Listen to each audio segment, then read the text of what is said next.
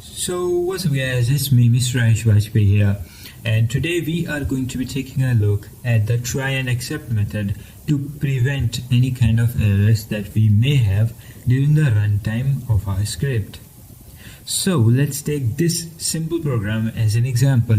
Say we have a dictionary named days and the key values are integers from 1 to 7 and its values are Monday, Tuesday, Wednesday, so on till Sunday. Say we take an input from the user and save it in the variable day. The input by default will be saved as a string data type. So then we need to convert the string data type into integer data type because our keys are actually integers. And once we've done that, we will simply print the value of the corresponding key that the user has entered. So if we simply run this program and type 3, we should get Wednesday. The program runs great. But say we were to enter a number which is not actually a key, say we said 9. So it would result in a key error because the key does not exist. Similarly, if we were to enter a string, we would get a value error because we are actually trying to convert the string to an integer, which is not possible, so it will result in a value error. This will essentially stop the script from running whatsoever and stop its function altogether. So to prevent these kinds of error, we use the try and accept. So when we are converting the string to the integer, we could type try, and we actually have to indent this. Then we could say accept, and after the accept we actually have to give the error name. So in this case it is value error, as you can see. So we actually give it value error, and in the accept, below the accept, we could write the code that we want to run if there is an error. So in this case I want to print please enter a integer. So essentially it's going to try to convert it to string or to integer, and if there is a value error which is going to be checked by this accept value error, it's going to print please enter integer, but actually an integer.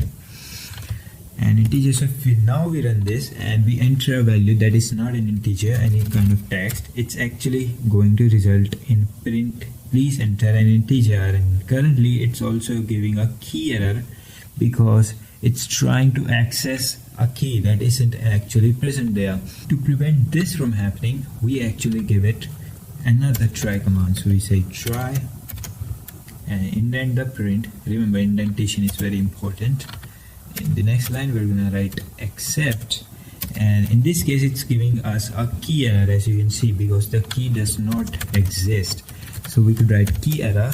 In the next line, again indented, we could write the code that we want to execute in case there is an error.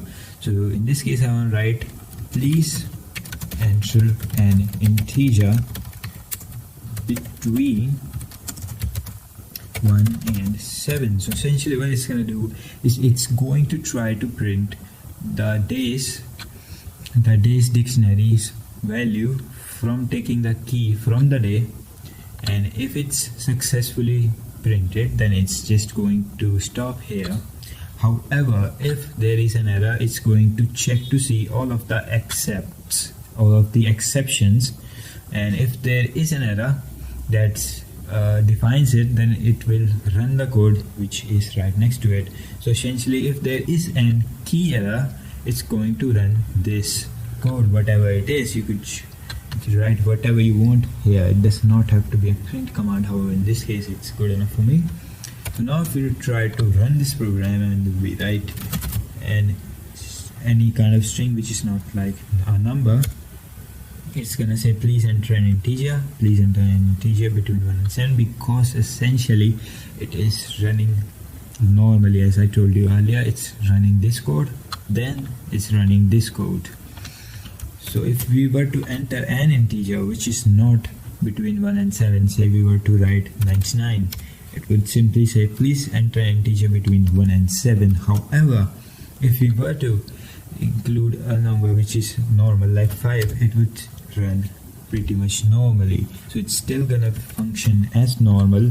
However, when there is an error, it's not going to crash the program and instead run the code that you have defined. This is essentially useful when creating scripts that you do not want to crash, but instead just tell the user that hey, this is an error, fix it. So I hope you learned something new in today's video. If you did, please be sure to hit the like button and subscribe to my channel. It's been me, Mr. Ayush Bajpai, and I'll see you in the next one.